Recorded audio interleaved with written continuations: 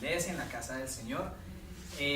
No sé, ¿puedo pedir un favor, Sammy, para esta luz? Ay, sí, Vamos a prender la luz. ¿Hay más personas arriba? no, los niños. ¿Niños? Ok. Los niños, sí. Ok. Bueno. El tema de hoy se llama protestantismo silencioso. ¿No? Bueno, mucho mejor. Mucho mejor. Un poquito más de luz. Protestantismo silencioso. Vamos a iniciar leyendo 3 versículos bíblicos. El primero tiene que ver con la lectura bíblica que acabamos de tener. Y vamos a leer 2 versículos más. Bien. Juan capítulo 15, versículos 19 y 20. Juan capítulo 15, versículos 19 y 20. Dice el versículo 19: si fuerais del mundo, el mundo os amaría. Porque no sois del mundo, sino que yo os elegí del mundo, por eso el mundo os odia. Pregunto yo, ¿el cristianismo es popular o impopular? Hoy en día es muy popular. Hoy en día es popular, ¿cierto? Pero el cristianismo ¿se parece más al mundo o se parece más a lo que Jesús quiere? Más al mundo. Pues sí. Por eso es más popular. Ok, vamos bien hasta ahí. Bien. Vamos a leer el versículo 20. Acordaos de la palabra que os dije: el esclavo no es mayor que su señor. Si a mí me han perseguido, también a vosotros os perseguirán. Si han guardado mi palabra, guardarán también la vuestra.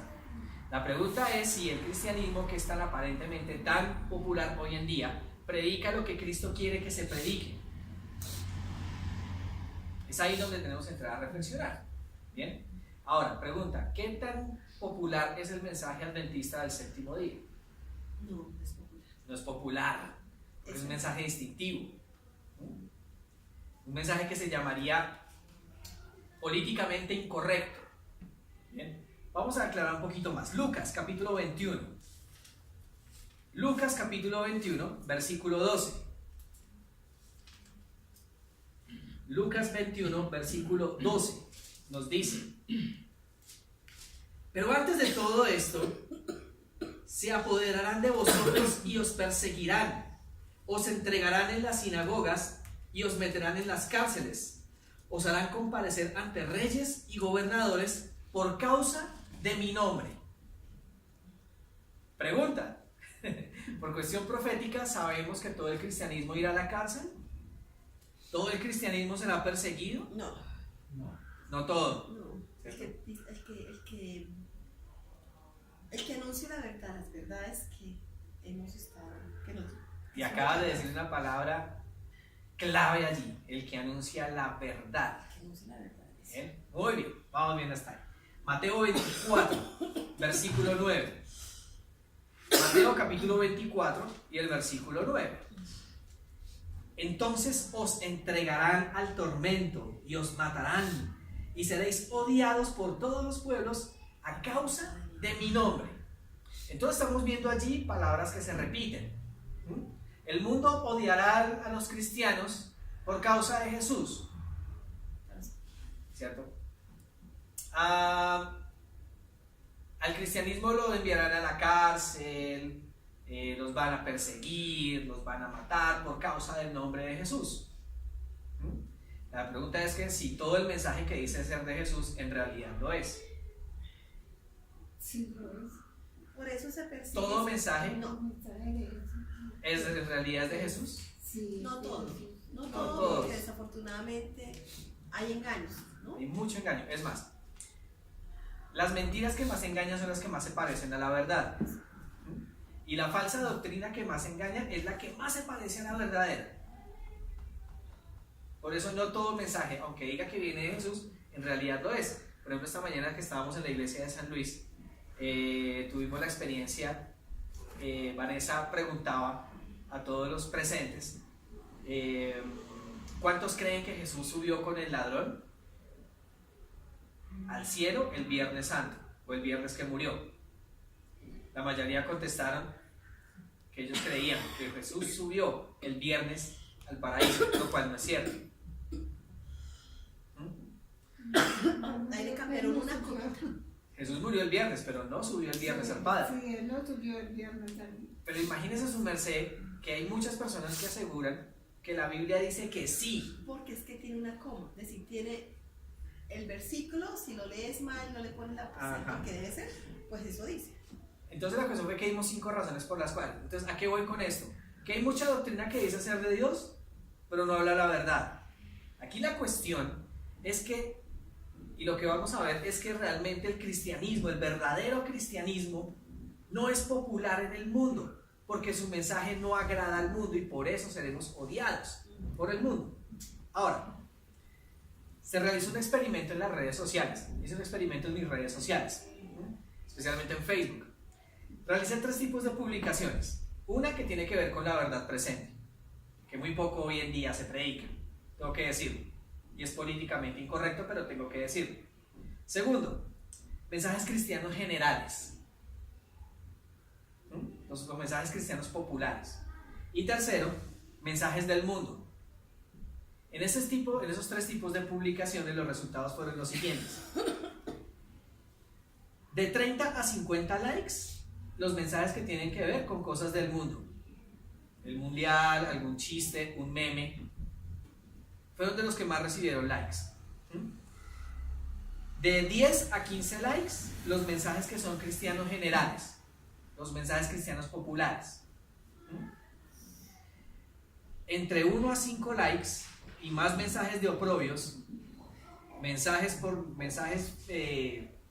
amenazantes por mensaje privado, quitadas de amistad, gente que ya no sigue y prohibición en los púlpitos fueron los que más se recibieron con los mensajes de la verdad presente. Entonces fue un experimento bastante interesante y ahí me di cuenta que en realidad el mensaje adventista del séptimo día no es popular, pero hay que predicar, porque al final del tiempo no vamos a hacer nada populares, pero nada populares.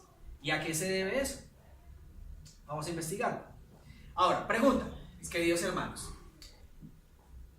¿qué es la iglesia protestante?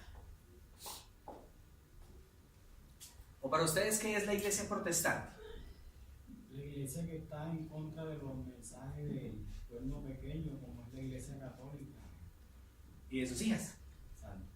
Bueno, esto se lo leo directamente de Wikipedia. Dice, término usado para referirse a los grupos cristianos que se separaron de la iglesia católica con la reforma del siglo XVI, como también a los desarrollos teológicos particulares de los reformadores y a las iglesias resultantes de dicha reforma. Es decir, toda iglesia que no pertenezca a la iglesia católica es protestante, ¿sí? En teoría, en la letra. Ahora, ¿qué es ser protestante? ¿O qué significa el término protestante? Lo que está es estar como en contra de la doctrina y la enseñanza errónea de Roma, especialmente los errores doctrinales bíblicos. Ok. Yo pienso que protestantes, lo que decía ahí, que todo lo que se separó de la iglesia católica y se hace llamar cristiano. Pero Ok. de ahí a que sea protestante realmente de que protesta lo que no es verdad, no, Ajá. porque hay son hijas de la ramera. Cuando hay mentira, son hijas de la ramera. Ahí vamos bien, ¿sí? Porque Martín Lutero, cuando él protestó de las enseñanzas de la católica, entonces a él lo llamaron el protestante. Entonces eso fue protestar por una religión cristiana equivocada. Exactamente. Ahora, protestante, según el diccionario, dice persona que manifiesta desaprobación o reproche hacia algo o alguien. ¿Sí? Manifiesta un desacuerdo, no estoy de acuerdo, pero lo manifiesta, ¿cierto? Por medio escrito, verbal, por lo que sea, pero lo manifiesta, ¿sí? Nos dice también el diccionario, aquel que sigue al luteranismo o cualquiera de sus ramas, y una persona perteneciente a una iglesia cristiana formada como consecuencia de la reforma protestante. Eso nos dice el diccionario. Protestar, según el diccionario, nos dice declarar o proclamar un propósito, expresar con vehemencia una queja o disconformidad, expresar oposición a alguien o a algo. ¿La iglesia adventista es protestante? Sí. En sus raíces, sí lo es. Es protestante. Somos protestantes. Sí, sí lo ¿Contra es. qué protestamos? Que protestemos otra cosa. Ahí está el punto. ¿Somos protestantes, sí o no? Sí. Perfecto. Doctrina y ¿Contra qué es lo que estamos protestando? Protestamos en varios puntos. Ujú. En el punto del día de reposo, Ok, en el sábado. en el sábado, en el estado de los muertos, Ujú. esa es otra. El bautismo a los niños. Bautismo de los niños, que eso no es bíblico. ¿Mm? Hay varias. Bueno, vamos a mirar 3 características de la iglesia protestante. Primero, de la verdadera iglesia protestante. No predica lo mismo que predica la iglesia sobre la cual se protesta, es decir, en este caso la iglesia católica, ¿cierto? No se predica lo mismo, ni predica lo mismo que sus hijas.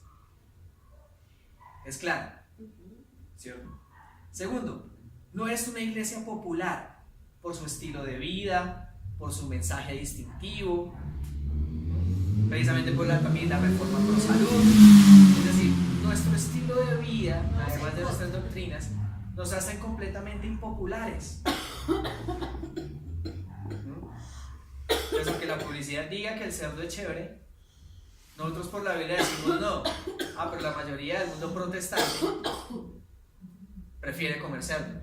Ya lo alimentan diferente. Vamos bien. Hacemos bien al punto.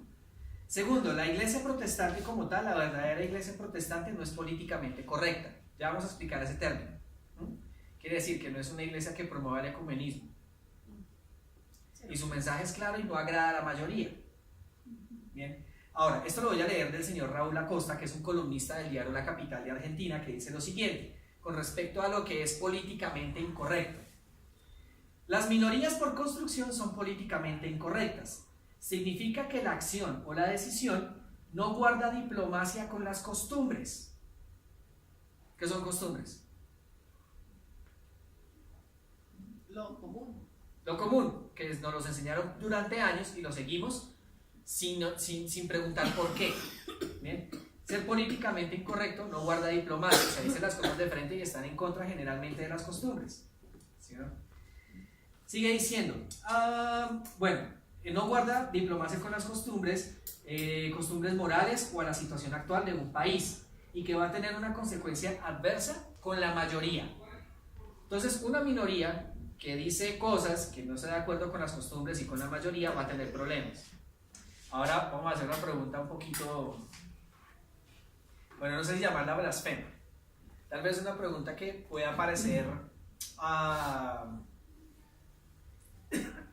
no, grosera tampoco es. Bueno, solo tengo la pregunta. ¿Creen ustedes que Jesús fue políticamente correcto o políticamente incorrecto? Correcto. Correcto, entonces. Políticamente incorrecto. Porque no estaba de acuerdo con la mayoría. Entonces, políticamente incorrecto. ¿Podría decirse que Jesús fue protestante? Sí, claro. Vamos a comprobarlo con la Biblia. Bien, acompáñenme por favor a Mateo capítulo 23. Mateo capítulo 23, un capítulo duro, sobre todo con los sacerdotes de aquella época, con los fariseos. Por eso lo crucificaron. Bien, vamos a leer los versículos 5 al 10. Mateo 23, versículos 5 al 10. Dice, y le está hablando a los sacerdotes, los fariseos y los escribas. Dice el versículo 5, hacen todas sus obras para que los hombres los vean, por eso se ensanchan en sus filacterias y alargan los flecos del manto. Les gusta ocupar los primeros puestos en los banquetes y los primeros asientos en las sinagogas, acaparar los saludos de las plazas, y les encanta que la gente los llame rabí o maestro. Pero vosotros no dejéis que os llamen rabí, porque uno solo es vuestro maestro, ¿sí? Mientras uno solo es vuestro maestro, mientras todos vosotros sois hermanos. Versículo 9. A nadie en la tierra llaméis padre, porque vuestro Padre es uno, y es el que está en el cielo. Ni dejéis que os llamen consejeros, porque uno es vuestro consejero, el Cristo. Eso era protestar. Porque los fariseos decían, se ensanchaban y eso sacaban pecho. ¿Sí? Cuando lo llamaban, rabí, maestro. Sacar más pecho. Cuéntame, claro. Jesús decía, no es así. y estaba protestando por algo que estaba mal dentro de la iglesia en ese tiempo. Pero eso es protestar, eso es ser políticamente incorrecto. Ser correcto o políticamente correcto era hallarle la razón a los fariseos y que todo estaba bien. Estamos viendo la diferencia. Ahora, veamos otro versículo, versículo 24, ahí mismo, de Mateo 23, versículo 24. Guías, ciegos, que coláis el mosquito y tragáis el camello. Versículo 26. Fariseo ciego, limpia primero por dentro la copa, que así quedará limpio también lo de afuera. Versículos 30 al 33. Y decís, si hubiéramos vivido en los tiempos de nuestros padres, no habíamos sido cómplices de la sangre de los profetas, y con esto os estáis declarando a vosotros mismos hijos de aquellos que mataron a los profetas, y ahora vosotros colmáis la medida de vuestros la maldad de vuestros padres. ¿A quién le estaba hablando Jesús? A los rabí, A los rabinos, a los guías espirituales de ese tiempo. Eso es ser protestante. Y Jesús nos lo enseñó. Hay muchos versículos más que podemos ver. Veamos, por ejemplo, Mateo 12. Mateo 12, versículos 11 y 12. Mateo 12, versículos 11 y 12. Nos dice, pero él les contestó, y si a uno de vosotros en día sábado se le cae en un hoyo la única oveja que tiene, ¿no echa mano y la rescata? Pues cuánto más vale un hombre que una oveja. Por lo tanto, en sábado es lícito hacer el bien. Y en ese tiempo los fariseos colocaron un montón de reglas que no tenían nada que ver con el sábado, pero cuando Jesús estaba salvando una vida, lo criticaron. Y Jesús protestó, no, un momento, en sábado está permitido hacer el bien. Todo, absolutamente, y les recomiendo, por favor, lean el capítulo sábado o el sábado del deseado de todas las gentes. Ahí se nos vislumbra exactamente qué es lo que deberíamos estar haciendo el sábado también. Toda cosa que se haga para salvar una vida es lícito hacerlo el sábado. Todo. Si usted fue a un hospital a visitar a un enfermo y tuvo que comprarle un remedio para que se salvara su vida, es lícito. Y Jesús protestó contra eso. El sábado no es solo para encerrarse acá, no. Vamos a hacer la obra. Y Jesús protestó contra todo eso. Hay muchos ejemplos más. Vamos a hablar de 3 personajes hoy. No sé si los habrán escuchado. El señor John Wycliffe, el señor John Huss o Juan Hus y, su merced ya lo nombró, Martín Lutero. Vamos a hablar de esas 3 personas, los 3 reformadores. En el libro Conflicto de los Siglos se nos da muchos detalles acerca de ellos 3, pero vamos a ver si ellos en realidad acogieron lo que significa ser protestante. Vamos a comenzar con el señor John Wycliffe. Les voy a dar así pinitos de lo que el hombre predicaba. John Wycliffe tradujo la Biblia al inglés antiguo y la llevó al pueblo. Antes la Biblia estaba prohibida y solo se encontraba en el latín. Y cuando la gente iba a misa, el sacerdote solo pronunciaba, perdón, les doy las espaldas para mostrarles el ejemplo. El hombre hablaba en latín y daba la misa de esta manera. La gente no entendía. Pero cuando John Wycliffe tradujo la Biblia al inglés y empezó a llevarla al pueblo, la cosa empezó a cambiar. Porque John Wycliffe se dio cuenta, él conocía acerca de los valdenses, pero empezó a oponerse a los errores de Roma, es decir, empezó a protestar. Qué pena, pero las indulgencias, eso no es así. Eso que usted enseña no es así. Eso es ser protestante. Se opuso a la confesión y al perdón por parte del Papa. ¿Quién perdona nuestros pecados? Dios. Solo Dios puede perdonar pecados. La Biblia lo dice. Pero la gente estaba completamente ignorante en ese tiempo porque no tenía la escritura. Pero cuando John Wycliffe empezó a llevar la escritura a las personas, se levantó la oposición, se levantó la persecución. Cuando empezó a llevar la verdad presente para su época, empezó a ser perseguido. Y es aquí donde nosotros como adventistas tenemos que hacer la pregunta: ¿por qué como adventistas no estamos siendo perseguidos? ¿Será que nuestro mensaje entonces? Ok, ¿vamos bien? Listo. El hombre publicó folletos en contra de los frailes que se dedicaban a desfalcar al pueblo, pidiendo dinero casa por casa, porque en aquel tiempo iban los frailes, ¿sí?, golpeando puerta por puerta pidiendo plata. Y así fue como se llenaron de a poquito las arcas de la Iglesia Católica. Y John Wycliffe dijo: no, no es así. Eso no es ser un sacerdote de Dios, eso no es lo que significa ser un sacerdote. La Iglesia los llamó a juicio 3 veces, acusándolos de herejía. Prácticamente lo censuraron y lo querían matar. Pero por la gracia de Dios, John Wycliffe no murió ni en la hoguera ni en ninguno de los métodos de la Inquisición. Murió de vejez y murió tranquilo. Pero lo que vamos es que el hombre protestó. Y en ese tiempo el único medio de comunicación eran los folletos o los escritos a mano. Pero protestó. Lo puso en evidencia ante el mundo. Del conflicto de los siglos, en esta versión, les leo la página 86 y 87. Vean lo que hacía John Wycliffe. Dice: en primer término, supongo que el Evangelio, eso está hablando de él, en primer término, supongo que el Evangelio de Cristo es toda la sustancia de la ley de Dios. Declaro y sostengo que por ser el obispo de Roma, el vicario de Cristo aquí en la tierra, está sujeto más que nadie a la ley del Evangelio. Porque entre los discípulos de Cristo la grandeza no consistía en dignidades o en valer mundanos, sino en seguir de cerca a Cristo e imitar fielmente su vida y sus costumbres. Durante el tiempo de su peregrinación en la tierra, Cristo fue un hombre muy pobre que despreciaba y desechaba todo poder, todo honor terreno. ¿Cuál fue la protesta de él? Ahí hay 2. Una: es el Papa o el vicario de Cristo quien se somete a la Biblia, no al revés. Y segundo, cualquiera que se diga ser seguidor de Cristo debe andar como él anduvo. Entonces no hay razón para comprar zapatos de 300, 400 mil pesos. Contra esto protestó John Wycliffe. Esto es protestar.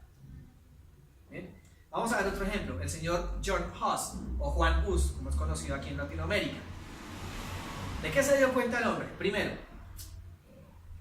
para ese tiempo el papado había prohibido la Biblia. Empezó a quemar los ejemplares de la Biblia y muchos escritos del señor John Wycliffe, ¿cierto? El señor John Huss había dado una profecía que se cumpliría 100 años después. Vamos a leerla, pero por ahora les voy a leer la página 90 del conflicto de los siglos. Porfa, si pueden, léanlo. Dice lo siguiente: por medio de los escritos de Wycliffe, John Huss de Bohemia fue inducido a renunciar a muchos de los errores de Roma y a asociarse con la obra de la Reforma. Es la palabra de Dios la que consigue la transformación. Cuando la gente se le da la palabra de Dios, la verdad presente, la palabra hace su obra. Amén. Yo no estoy de acuerdo con suavizar el mensaje. A la gente hay que darle las cosas como son. Y hay que confiar en que Dios haga su trabajo. El Espíritu Santo hace el resto. El Espíritu Santo hace el resto. A nosotros corresponde decir la verdad. Punto. No estamos ofendiendo a nadie. Hasta eso nos prepara para el final. Para lo que se nos viene encima. Si Lo que no nos viene hacemos encima. eso, Lo que nos viene encima es candela. si no somos capaces de abrir la boca ahora, mucho menos En ese tiempo. En la página 92, miren lo que dice: el furor de los enemigos de la verdad. Esto lo está hablando John Huss antes de ser quemado en la hoguera. Dice: el furor de los enemigos de la verdad prevalece ahora contra nosotros, pero no será para siempre así, pues entre el pueblo ha de levantarse uno, sin espada ni signo de autoridad, contra el cual ellos nada podrán hacer. Lejos estaba aún el tiempo de Lutero, pero ya empezaba a darse a conocer un hombre cuyo testimonio contra Roma conmovería a las naciones. Estas palabras las dijo John Huss antes de morir. Y y lo dijo exactamente 100 años antes de la aparición de Martín Lutero. 100 años exactos pasaron para que Martín Lutero se levantara, pero John Huss ya lo había... Pero él dijo Martín, ¿cierto? ¿Lo dijo por nombre propio? No dijo Martín Lutero, sino que alguien se levantará. Ok. Pero 100 años después se levanta Martín Lutero. ¿De qué más se dio cuenta? John Huss protestó contra el abuso de la autoridad de la Iglesia Católica, contra los vicios del papado, la pompa, ¿sí? Vamos a poner un contexto más actual. Ellos no podían andar en un carro normal, no, tenía que ser un Audi, tenía que ser un Toyota. No podían ponerse un vestido normal, no, tenía que ser uno de marca, porque se sentían mal. Y John Huss empezó a predicar contra eso, empezó a protestar, y eso no es así. ¿Contra qué más protestó? Contra la infalibilidad papal. Es bien conocido para los que fuimos católicos que el cura y el papa jamás se equivocan. Hicieran lo que hicieran, jamás se equivocaban. Y es un peligro latente para nosotros también. Porque humano infalible no hay. La escritura es la única infalible. Y todos estos reformadores siempre alzaron a la Biblia como la palabra infalible, no al hombre. Eso es protestar. Eso es ser protestante. Y lo interesante que hacía John Huss. Esto fue cuando ya se le pronunció su sentencia, cuando ya prácticamente lo condenaron a la hoguera. Dice allí el espíritu de profecía: habiendo sido pronunciada la sentencia, se dio principio a la ceremonia de la degradación. A todos los que profesan el nombre de Cristo se les va a tratar igual. Por eso no esperemos ser populares como adventistas. Eso no va a pasar. Eso no va a pasar. No vamos a ser populares ante el mundo. Los obispos vistieron a su prisionero el hábito sacerdotal, y al recibir la vestidura dijo: a nuestro Señor Jesucristo se le vistió con una túnica blanca con el fin de insultarle, cuando Herodes lo envió a Pilato. Habiéndosele exhortado una vez a que se retractara, replicó mirando al pueblo: y entonces, ¿con qué cara me presentaré al cielo? ¿Cómo miraría a las multitudes de hombres a quienes he predicado el evangelio puro? No, estimo su salvación más que este pobre cuerpo destinado a morir. Las vestiduras le fueron quitadas, y una por una pronunciando cada obispo una maldición cuando le tocara tomar una parte de la ceremonia. Por último, le colocaron sobre su cabeza una gorra o una mitra de papel en forma de pirámide, en la que estaban pintadas horribles figuras de demonios, y en cuyo frente se destacaba esta inscripción: el archihereje. Eso le pasó a John Huss. Ahora miren lo que dice: con gozo, dijo John Huss, llevaré por ti esta corona de oprobio, oh Jesús, que tú llevaste por mí una de espinas. Y acto continuo los prelados dijeron: ahora dedicamos tu alma al diablo. Y yo, dijo John Huss, levantando sus ojos al cielo, en tus manos encomiendo mi espíritu, oh Señor Jesús, porque tú me redimiste. Eso es ser protestante. ¿Será que entonces a nosotros nos va a pasar lo mismo al fin del tiempo? Igualito. ¿Bien? Esto fue con John Huss. Tercer personaje, Martín Lutero, que es mucho más conocido dentro del mundo protestante. Martín Lutero, nos dice también el Conflicto de los Siglos, un hombre temeroso de Dios, completamente temeroso de Dios, y él pensaba al principio que al encerrarse en un monasterio y autoflagelarse podía alcanzar el perdón de Dios. ¿Cuándo cambió la cosa? Cuando en el convento en el que estaba encerrado encontró una Biblia y empezó a leerla, y allí fue donde se dio cuenta de que la justificación del perdón viene por la fe. Amén. Y empezó a protestar. Cuando leyó la palabra de Dios, cuando estudió la palabra de Dios, empezó a protestar, empezó a decir: oigan, estos errores doctrinales no están bien. ¿De qué más se dio cuenta? Peleó y protestó contra la Iglesia Católica precisamente porque hacía negocio con la fe, con la gracia de Dios. Protestó y lanzó mensajes contra las indulgencias. Habló a la gente sobre la verdad presente. ¿Y creen ustedes que Martín Lutero fue popular? Martín Lutero no fue popular por decir la verdad. Ahí es donde está la cuestión, hermanos. Bien. Ahora, de la página 126, vamos a leer los textos muy corticos con respecto a acerca de lo que Lutero protestaba. Soy como Jeremías. ¿Jeremías fue popular en su tiempo? ¿Qué hicieron con él? Lo encerraron a una mazmorra de barro a que prácticamente, como se dice vulgarmente, a que chupara frío, hambre. Soy como Jeremías, el hombre de las disputas y de las discordias, pero cuando más aumentan sus amenazas, más acrecientan mi alegría.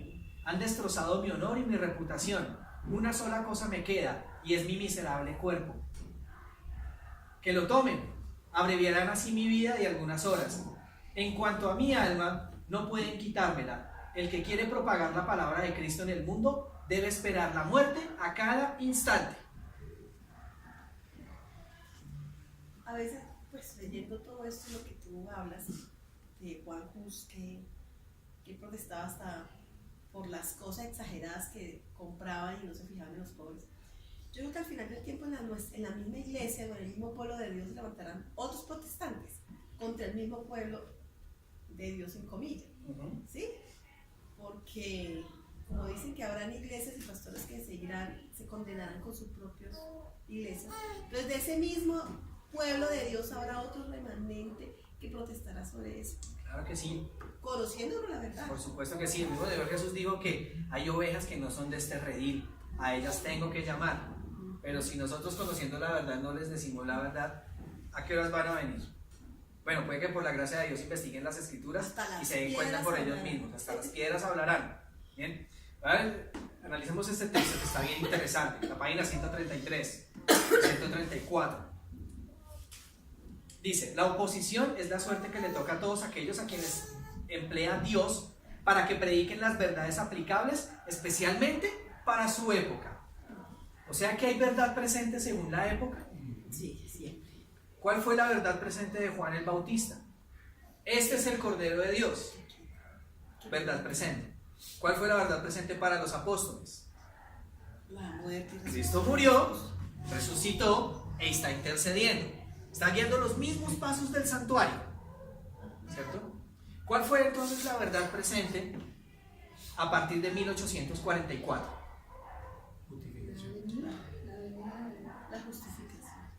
No, inclusive para los apóstoles era verdad presente que Jesús regresaría por segunda vez. Pero la justificación, es decir, la intersección. Intercesión de Cristo, eso ya está por los apóstoles, eso está en Hebreos. Sí. Es la venida, la segunda No, venida la de segunda Mis Cristo. hermanos adventistas del séptimo día. La justificación. Desde 1844, La proclamación de la proclamación del mensaje de del los primer, tres ángeles. segundo y tercer ángel. Sí, sí, La hora de su juicio ha llegado. El juicio. ¿Cuál es la verdad distintiva para este tiempo? ¿Cuál es la verdad presente para este El tiempo? juicio. Que estamos en una hora de juicio. Todo lo anterior es importante, claro. Que Cristo vivió una vida perfecta que yo no puedo vivir, amén, claro que sí. Que por esa vida y por su muerte y por su sangre yo puedo ser justificado, por supuesto. Que Cristo resucitó, claro que sí. Que intercede por mí, por el hecho de que por creer en Él y solo por Él puedo ser perdonado por mis pecados, amén. Pero ¿qué pasa con la hora de juicio? ¿Qué pasa con el lugar santísimo? Ya están siendo buscados. Está siendo olvidado. Y eso no puede ser olvidado. En el lugar santísimo es donde está el arca del pacto. ¿Qué está dentro del arca? Los 10 mandamientos. El pan y la vara. Habla la ley. Precisamente, la vara de Aarón y también el potecito de maná. El potecito de maná, ¿qué es lo que significa? La reforma pro salud. La vara de Aarón. La vara de Aarón. Que no sea la vara de Aarón. ¿Cómo es la pregunta? Pastor, ilústrenos por favor. ¿Cómo es la pregunta? ¿Qué es lo que significa? ¿Cuál es el significado de la vara de Aarón dentro del arca del pacto? Porque está florecida. Ajá. Eso es. Ella va a dar la respuesta. La vida que se obtiene mediante Cristo. Ella va a dar la respuesta. Ajá. La vida que se obtiene mediante Cristo. Una vara muerta que florece Es eso. Nosotros estábamos muertos en nuestros pecados, dice el apóstol Pablo, pero Cristo nos revivió, ¿o no? Amén. ¿Cierto? Y finalmente los 10 mandamientos, y dice el espíritu de profecía, precisamente en primeros escritos, que el cuarto mandamiento brilla con una luz especial. Entonces la verdad presente está allí. No dejamos de lado lo demás, claro que hay que predicarlo, pero ¿cuál es el mensaje distintivo que tiene la iglesia adventista del séptimo día? El juicio. El lugar santísimo. Sí, porque hablan solamente hasta el lugar santo. Y eso, porque a veces se quedan solo en la cruz. Y no es así. Hay mucho más. La hora de su juicio ha llegado. Y con la hora del juicio viene el mensaje de, ojo, Babilonia cayó. Y viene el mensaje del tercer ángel que advierte contra aquellos que reciban la marca de la bestia. Y muy poco se habla hoy en día en la iglesia de la marca de la bestia. Que sabemos cuál va a ser. Todavía no es, pero sabemos cuál va a ser. ¿Qué es lo que está promoviendo el papado con respecto a su carta apostólica? El día de la familia. Sí, con lo del cambio climático, que propone 3 cosas. El trabajo, bueno, habla de 3 cosas. El trabajo, la familia y el medio ambiente. Y en todas las 3 promueve que el domingo sea el día de descanso. Pero no estamos protestando contra eso. Y la iglesia adventista será la única iglesia protestante que quede. No habrá otra. No habrá otro movimiento, no existe. Y si se levanta, bueno, pregunto yo, ¿no? ¿Sí? Sí, como Dios dice que en cada uno Él tiene sus ovejas, ¿no? Si esas ovejas, porque hay mucha gente de otras religiones, Dios mío, que me les quito el sombrero, que engañados, pero ellos creen firmemente el amor que tienen hacia Dios y la predicación del Evangelio. Dios, si se levanta a todos ellos, la iglesia adventista tiene la verdad. Y ellos, bueno, sale una hipótesis, que se levanten y sean ellos los que den el mensaje. ¿Ah? Terrible. Por ejemplo, Porque no sé, tiene una verdad pero no la hace. el pastor Edgar, por ejemplo, no sé si conoce al pastor Álvaro de la Cruz. Sí. Él fue uno de mis profesores, de lo poco de teología que sé, fue uno de mis profesores. El hombre hacía una hipótesis. Los testigos de Jehová son esos obreros firmes, fieles, que no les da miedo y van de casa en casa. ¿Qué pasaría si se unieran a la iglesia? Son ellos. Los obreros que tendríamos serían tremendos. Y mucha gente vendrá a ocupar las filas de la iglesia. Pero así mismo como muchos llegan, muchos se van a ir. Porque estas verdades presentes no están siendo grabadas en sus corazones. No estamos convencidos de este mensaje. Debo decirlo, y puede parecer políticamente incorrecto, pero es la verdad. ¿Bien? Ahora, nuestra verdad presente, nuestro mensaje distintivo, está en el lugar santísimo, a donde debe dirigirse todo el mundo. No lo podemos ver, así como el pueblo de Israel no podía ver que el sacerdote ingresaba al lugar santísimo, sino que lo seguían por fe o por unas campanitas. Así nosotros por fe debemos seguir a nuestro Señor Jesucristo al lugar santísimo. Es allí donde está en este momento, no en el lugar santo. No es allí donde está. Por eso nuestro mensaje debe ser completamente distinto, completo. ¿La muerte de Cristo vale? Claro que sí, amén. Gloria a Dios por eso, porque sin eso no podría ser salvo. Pero tampoco podría ser salvo si Jesús no hubiera llevado una vida perfecta. Y tampoco podía ser salvo si Jesús no hubiera resucitado. Lo dice la Escritura. Y si Cristo no resucitó, vana es vuestra fe. Todo es completico, paso por paso, pero debemos dar un mensaje completo. Ahora, ¿qué pasa con aquellos que se quedaron en el lugar santo o de ahí para atrás?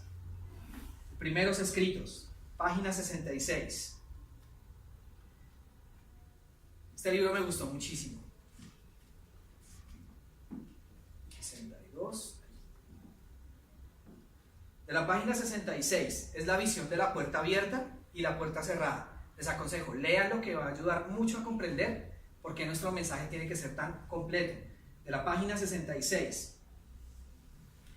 Vi que Jesús había cerrado la puerta del lugar santo y nadie podía abrirla, y que había abierto la puerta que da acceso al lugar santísimo y nadie puede cerrarla. Nadie puede cerrar la puerta del lugar santísimo, ¿cierto? ¿Hay hombre alguno que se atrevería a cerrar esa puerta cuando Jesús la abrió? Y si Cristo dio el acceso, ¿quiénes somos nosotros para quitar el acceso a la gente al lugar santísimo? A que conozca las verdades que están allí. El juicio, el maná, la ley de Dios, el sábado en especial, y que a través de Cristo podemos ser salvos. Ahí está todo eso. Sigue diciendo, y que desde que Jesús abrió la puerta que da el lugar santísimo que contiene el arca, los mandamientos han estado brillando hacia los hijos de Dios, y estos son probados en relación con el tema del sábado. ¿Para qué es el sábado? ¿Cómo señal? Bueno, es para regocijarnos en Dios. ¿Para qué más es el sábado? Para glorificar a Dios. Para recordar a Dios como nuestro Creador. creador. Amén, claro que sí. ¿Para qué más? Distinción del pueblo de Dios. Distinción del pueblo de Dios. Es una señal distintiva, ¿sí? Entonces también es cierto. Pero el sábado también es para hacer el bien. Ah, sí, claro, lo que hablábamos ahorita en la escuela sabática. Sí. Sigue diciendo. ¿Recuerdan ustedes que en el conflicto de los siglos dice que habían enemigos de la verdad? Ahora mira lo que dice el Espíritu de Profecía. En otra parte, los enemigos de la verdad presente han estado tratando de abrir la puerta del lugar santo.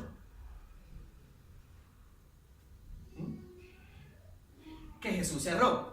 Y de cerrar la puerta al lugar santísimo que él abrió en 1844, donde está el arca que contiene las 2 tablas de piedra en las cuales fueron escritas por el dedo de Jehová los 10 mandamientos. Hay gente que está interesada en que la verdad presente no se conozca. El enemigo, por eso es que tiene muchas religiones adormecidas con verdades. Hay mucha gente que está interesada en que estas verdades no se conozcan y quieren cambiar el mensaje.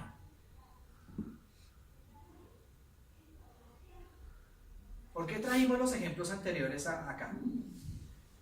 Precisamente para que no tengamos miedo. Precisamente para que hablemos de la verdad presente para nuestro tiempo. Y que Dios nos dé esa valentía para poderlo hablar. Amén. Porque los entiendo, no es fácil, no es sencillo. Pero hay que hablarlo. Hay que decir las cosas. Que si en alguna parte me están enseñando a decir, oye, quédate en silencio hasta que escuches la voz de Dios digitalmente, no es así. Porque eso lo enseñan en otras iglesias. En mi iglesia adventista del séptimo día, no.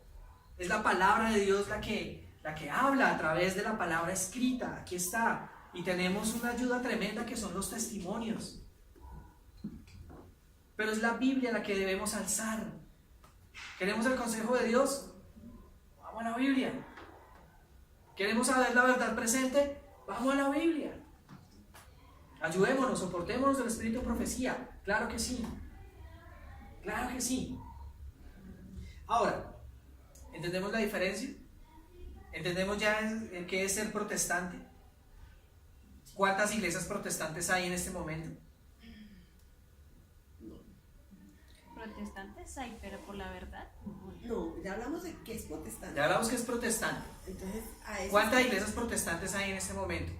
yo no me atrevería a decir ni siquiera uno, porque aunque tengamos la verdad, lo estamos haciendo. Yo digo que sí hay una iglesia protestante. Sí la hay. Al final del tiempo solo habrá una iglesia protestante. Sí, por doctrina, pero no lo estamos haciendo. Y lo digo, no con orgullo soberbio, sino con alegría. Es la iglesia adventista del séptimo día. ¿Okay? Sí, pues tenemos que hacerlo para realmente ser protestante, porque Lo podemos que tener tú la dices es doctrina totalmente protestante, cierto.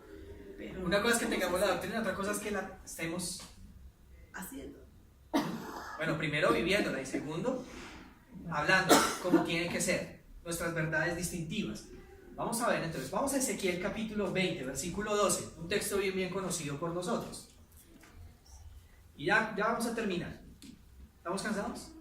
¿Ezequiel qué, perdón? Ezequiel 20, versículo 12. Ezequiel 20, versículo 12. Allí vamos a examinar una palabra bien interesante. Ezequiel 20, 12 nos dice: les di además mi sábado para que fueran una señal entre ellos y yo, y supieran que yo, el Señor, soy quien los santifico. La palabra clave aquí es señal. Esa palabra señal viene del hebreo ot, que literalmente significa una señal distintiva, algo diferente o una señal diferente. Así como el sábado es la señal entre el pueblo de Dios, lo mismo pasa con el mensaje adventista. Es un mensaje diferente. Es un mensaje que no se acomoda a lo del mundo. Y si el mensaje es diferente, viene de Dios, no se acomoda al mundo, ¿será que al mundo le va a gustar? Por supuesto que no. No, eso es políticamente. Eso es lo que se dice ser políticamente incorrecto. Bien, con esto, hermanos, ya finalizamos. Básicamente, estamos viendo que hoy en día la mayoría de iglesias protestantes se están uniendo de nuevo al papado. Por el ecumenismo, por el amor. El ecumenismo, el amor, no importa la doctrina, si usted habla en lenguas, si usted escucha la voz de Dios directamente a su oído, ¿no? Y también por todo lo que sea. Y si están proclamando que ya la reforma terminó, según. Exacto. Este señor Tony Palmer, que ya murió, el sacerdote anglicano Tony Palmer, gran amigo del Papa, de Francisco I, ya murió. Él fue el que dijo, la reforma protestante se acabó. Y los protestantes se lo están creyendo. Y nosotros somos los únicos que van a quedar protestantes. Y nosotros somos los únicos que estamos diciendo, no, no es el Papa. Así es. Y por ejemplo, y esto sí lo voy a decir, y es políticamente incorrecto, pero lo voy a decir, no me importa. Y menos mal hay un pastor presente. ¿Sí? Menos mal, sí. Igual esto se va a colgar a YouTube. Me duele que citen a pastores como Rick Warren en algunas de nuestras publicaciones. Se promueva el libro Una vida con propósito, pero en sus predicaciones el hombre diga, el Papa es el Papa de los cristianos. Uno de los principales líderes del ecumenismo. Principales promotores de la doctrina del panteísmo. Y él es uno de los que enseña que usted necesita estar en silencio para escuchar la voz de Dios digitalmente. Y esto se promueve. Tenemos un mensaje distintísimo que dar. Pongamos los ojos en Jesús y ¿dónde está? En el lugar santísimo. ¿Qué es lo que está haciendo allí? E informemos a las personas. ¿Qué es lo que está pasando? Las noticias alrededor del mundo, lo que está haciendo Trump, lo que está haciendo el Francisco I con todas estas uniones con los principales pastores y líderes de las iglesias protestantes alrededor del mundo, lo que pasa con esta carta apostólica del cambio climático, cómo va a promover el domingo. Informémosle a la gente del libro histórico del conflicto de los siglos, cómo el domingo se va a convertir en la marca de la bestia, y aunque sea algo bonito, si la gente lo acepta, está perdida. Eso es lo que debemos ir a proclamar. ¿Jesús nos va a salvar? Amén. Gloria a Dios, claro que sí. Y solo a través de Jesús y solo por la fe soy salvo. Pero hay más detalles que la gente tiene que saber. Amén. Y detalles que nosotros como iglesia se nos han sido dadas, pero no lo estamos hablando. Porque desafortunadamente nos estamos volviendo poco a poco políticamente correctos. Y no es así. ¿Seremos odiados por el mundo? ¿Seremos perseguidos? Claro que sí. Pero con una gran diferencia, y es que en esos momentos Dios prometió estar con nosotros. Amén. Amén. Y que así como protegió al pueblo de Israel de las plagas, Dios va a proteger a su pueblo fiel de esas plagas venideras. A eso sí da esperanza. Entonces no es para meter miedo, porque no se trata de eso. Pero es de hablar la verdad. Pero así como se habla la verdad, también hay que hablar de la esperanza. Amén. El que permanece fiel hasta el fin, ese será salvo. El que persevere, perdón. El que persevere hasta el fin, ese será salvo. Amén. Gloria a Dios por eso. Vamos a leer, por favor, el último, para terminar. Salmo 46, versículo 2. Salmo 46.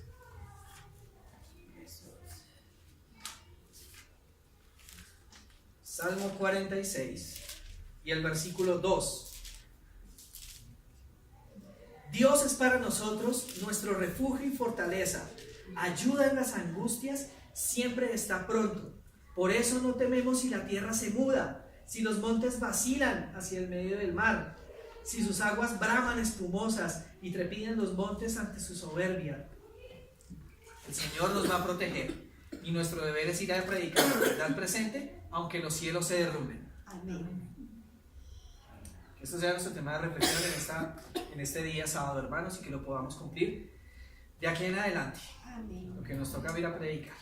Que Dios nos bendiga. Vamos a terminar con una palabra de oración. Los invito a que nos coloquemos de pie.